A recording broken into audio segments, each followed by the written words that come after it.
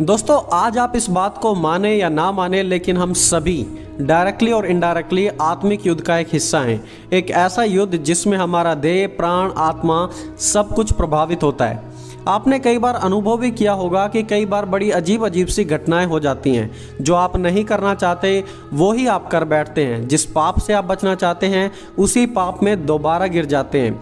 दोस्तों आज आप परमेश्वर के पीछे चलकर और परमेश्वर के दिए गए आत्मिक युद्ध के हथियारों को इस्तेमाल करके विजय प्राप्त कर सकते हैं। इससे पहले हम और ज़्यादा आत्मिक युद्ध और आत्मिक युद्धों के हथियारों के बारे में जानें, उससे पहले हम दो चीज़ों को क्लियर कर लेते हैं। दोस्तों पहली बात, बैटल इज़ रियल। आत्मिक युद्ध एक सच्चाई है। लिखा है, क्योंकि हमारा युद्ध लहू और मांस से नहीं वरन प्रधानों, अधिकारियों और अंधकार संसारिक शक्तियों तथा दुष्टता की उन आत्मिक सेनाओं से हैं जो आकाश में है। इफिसियों 6 अध्याय उसका 12 वचन। यस हमारा युद्ध वास्तविक है और हर दिन भयानक रूप लेता ही जा रहा है। और हमारा दुश्मन बस मौके की तलाश में रहता है कि वो कब, कहाँ और कैसे किसी को घात करे। लिखा है, इसलिए संयमी और सचेत रहो, क्योंकि तुम्हारा शत्रु शैतान गर्जने वाले सिंह की तरह इस ताक में रहता है कि किसको फाड़ खाए। पहला पतरस 5 अध्याय उसका 8 वचन। दोस्तों दूसरी बात, we must be willing to fight against sin. पाप के खिलाफ लड़ने के लिए इच्छुक होना। देखिए परमेश्वर हम सभी को जिताना चाहते हैं। परमेश्वर चाहते हैं कि हम सभी जीत जाएं, लेकिन उस जीत को प्राप्त करने के लिए हमें परमेश्वर के लिए रास्ता बनाना पड़ेगा अपने जीवनों में, ताकि परमेश्वर हमारे जीवन में कुछ कर सके। और जब हम आत्मिक युद्ध की बातें करते हैं तो परमेश्वर ने हमें उस आत्मिक युद्ध और पाप पर विजय पाने के हथियार भी दिए हैं। लिखा है, इसलिए परमेश्वर के सारे हथियार बांध लो कि तुम बुरे दिन का सामना कर सको और सब पूरा करके स्थिर रह सको। इफिसियों 6 अध्याय उसका 13 वचन। ध्यान दीजिए इस आयत में यहाँ पर लिखा है कि परमेश्वर के सारे हथियार बांध लो। एक भी हथियार नहीं छोड़ना, क्योंकि जहाँ एक भी हथियार छूट जाएगा वहीं से आक्रमण हो जाएगा। और ये हथियार हमें बनाने की ज़रूरत नहीं है अपने आप, बल्कि परमेश्वर ने इन हथियारों को हमें दिया है ताकि हम बच सकें और लड़ सकें। प्रेरित पौलुस जब इन आत्मिक हथियारों के बारे में बात करते हैं तो वो रोमी सैनिक का उदाहरण देकर बताते हैं, क्योंकि प्रेरित पौलुस खुद भी एक रोमी नागरिक थे और रोम की जेल में वो खुद भी सुसमाचार के लिए सताए गए थे। उन्होंने बताया, पहला हथियार द बेल्ट ऑफ ट्रूथ, सच्चाई की बेल्ट। लिखा है, सत्य से अपनी कमर कस लो। रोमी सैनिक हमेशा एक बेल्ट पहना करते थे और यह बेल्ट उनके सभी कपड़ों को सिस्टमेटिकली रखती थी। और इस बेल्ट के चारों ओर कुछ चैन और छोटे चाकू भी लगा दिए जाते थे। इसलिए आज हम मसीहों के लिए भी काफ़ी ज़रूरी है कि हम भी अपने जीवन को, अपने मन को सच्चाई से चारों तरफ से बांध लें, ताकि हमारा जीवन सिस्टमेटिकली चल सके। अब आप में से कुछ लोग कहेंगे कि वो सत्य कौन है और वो सत्य क्या है जिसके बारे में प्रेरित पौलुस बात कर रहे हैं। प्रभु यीशु ने कहा कि मार्ग, सच्चाई और जीवन मैं ही हूँ, बिना मेरे कोई पिता तक नहीं पहुँच सकता। प्रभु यीशु ही हैं वो सच्चाई जिससे हमें हमेशा अपने जीवन को बांध कर रखना है और हर दिन परमेश्वर के वचन को पढ़कर, वचन का पालन कर कर हमें परमेश्वर के सत्य में चलना है। दोस्तों दूसरा हथियार, ब्रेस्ट प्लेट ऑफ राइचियसनेस, धार्मिकता की झिल्म। लिखा है, और धार्मिकता की झिल्म पहन लो। ऑलमोस्ट सभी सैनिक युद्ध में जाने से पहले इस ब्रेस्ट प्लेट को पहनते थे, क्योंकि यह झिल्म ही उनके शरीर के मुख्य अंगों को बचाती थी और सबसे बढ़कर यह बचाती थी दिल पर या हार्ट पर होने वाले अटैक्स को। और एग्जैक्टली वही बात प्रेरित पौलुस बता रहे थे कि धार्मिकता की झिल्म तुम्हारे दिलों की रक्षा करेगी। और यहाँ प्रेरित पौलुस यीशु की धार्मिकता की बात कर रहे हैं। वो कह रहे हैं कि धार्मिकता को पहन लो, और हम जानते हैं कि धार्मिकता सिर्फ और सिर्फ परमेश्वर से ही आती है। प्रभु यीशु मसीह ने भी सिखाया कि परमेश्वर के राज्य और मात्र परमेश्वर की धार्मिकता की खोज करो। दोस्तों तीसरा हथियार, द गॉस्पेल ऑफ पीस, मेल का सुसमाचार। लिखा है, पैरों में मेल के सुसमाचार की तैयारी के जूते पहनकर तैयार रहो। रोमी सैनिक अपने पैरों को सुरक्षित रखने के लिए इस प्रकार के कवर्स और कवच का इस्तेमाल किया करते थे।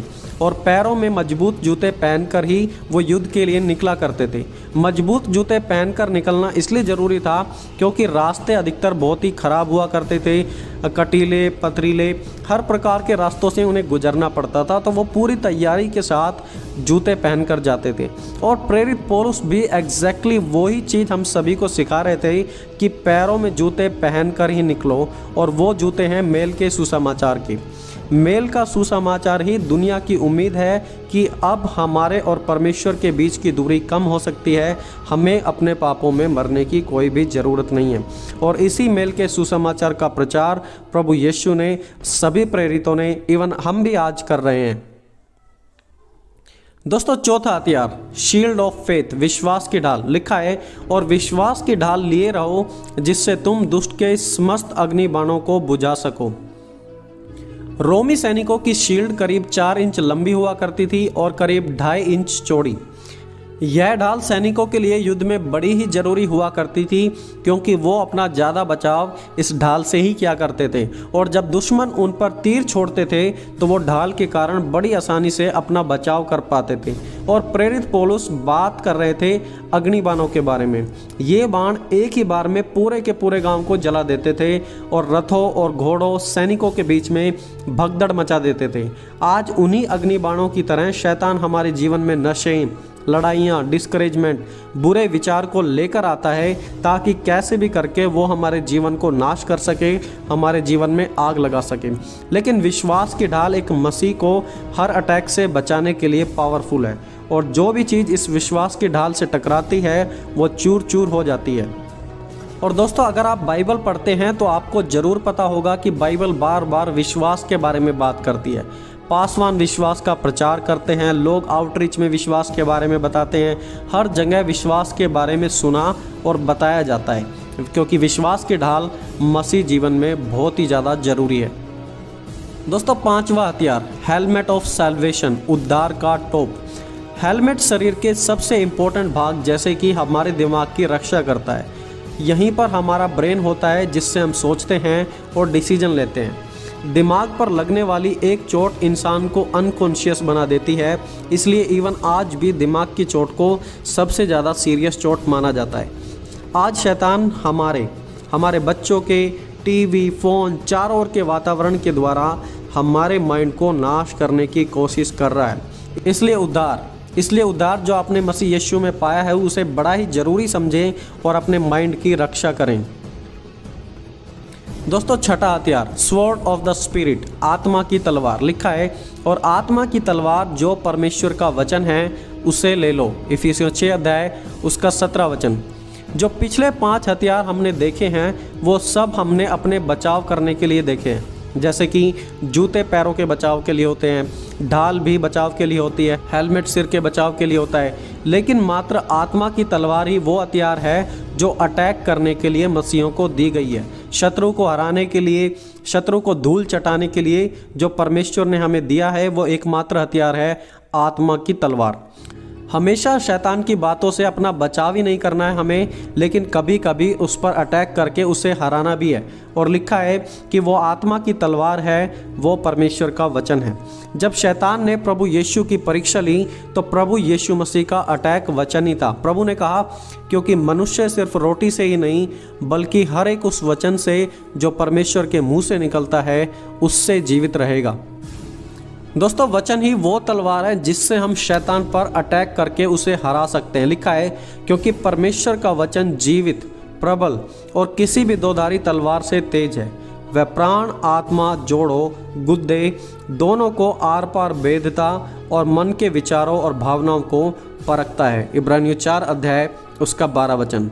दोस्तों देखिए, पर्सनली मैं नहीं जानता कि आज आप जीवन के किस एरिया में हार चुके हैं। फाइनेंस, मैरिज, कैरियर, फैमिली, पाप, लड़ाई, डिस्करेजमेंट, नो मैटर कि आप कहाँ हार चुके हो, आज परमेश्वर के हथियार उठाने का समय आ गया है।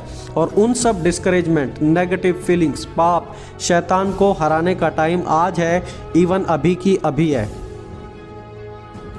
उठा लें परमेश्वर के हथियार और सामना करें हर एक उस कठिनाई का जो आपके जीवन में, आपके परिवार में, आपके और परमेश्वर के बीच में दूरियां ला रही है और हमारे जीवन में बदलावट जो आएगी उसे देखकर आप हैरान हो जाएंगे। दोस्तों, परमेश्वर और स्वर्ग से बढ़कर कुछ भी नहीं है।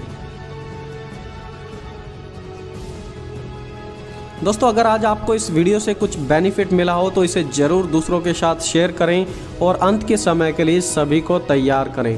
प्रभु हम सभी को आशीष दे और हम सब परमेश्वर के हथियारों की सामर्थ्य को जानने पाए। God bless us all. आप सभी को जय मसीह की दोस्तों।